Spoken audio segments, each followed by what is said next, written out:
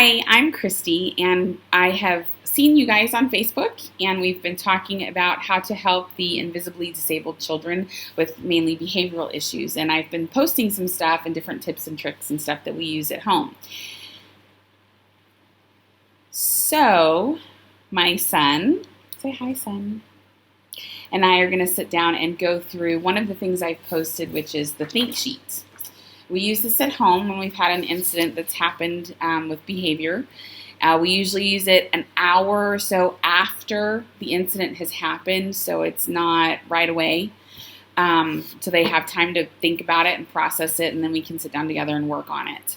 So with that being said, we're going to go through an incident that actually happened today at school, and we're going to use our think sheet, and we're going to go through it so you can see how I utilize it at home.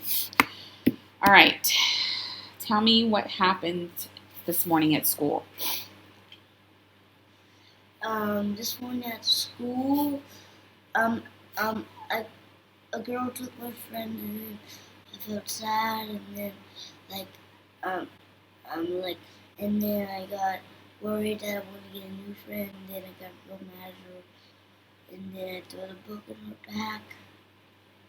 Okay, so you pointed to several emotions that were happening. You said you were sad, worried, and angry. What made you sad? That she took my friend. That she took your friend. What made you worried? That I wanted to get a new one. And why were you angry? Because she took my friend. Okay, so let me stop for a second. We did go over all of these pictures before we actually started the video.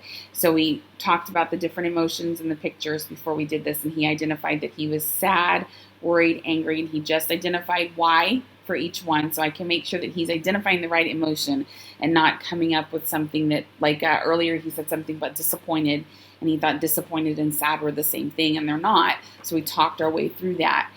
Again, trying to make sure that he's getting these skills that he needs to identify emotions.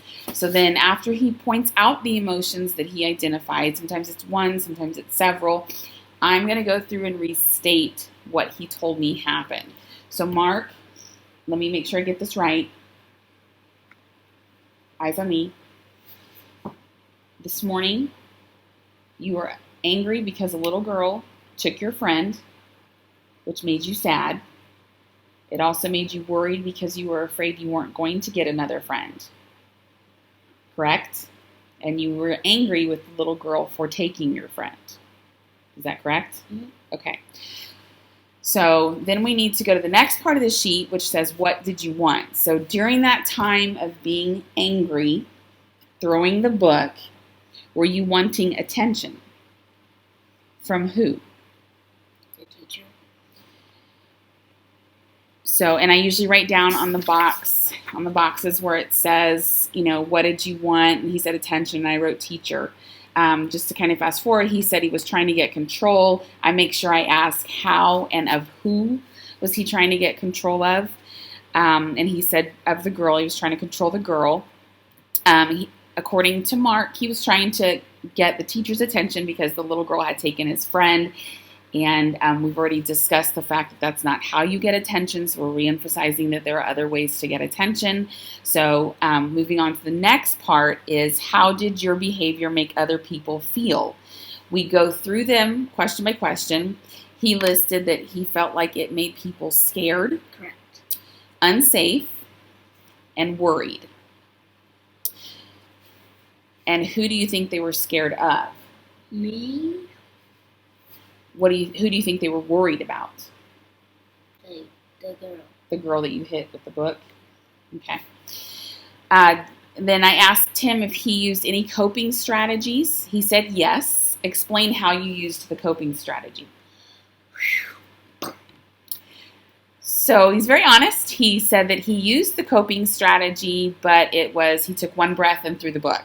So not in the right way. Not in the right way. So we talked about how we're supposed to take slow breaths, 3 or more, to calm down and really relax so that we can eliminate that impulsivity to take and throw something at somebody.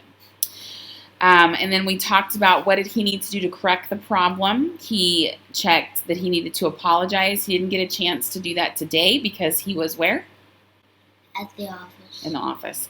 So he'll take care of that on Monday. And then he talked about that we needed to make a plan. What was our plan going to be about? Apologizing to the girl. Okay, that was our plan.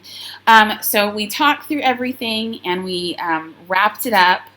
We also discussed the fact that after we go through the think sheet, we're done.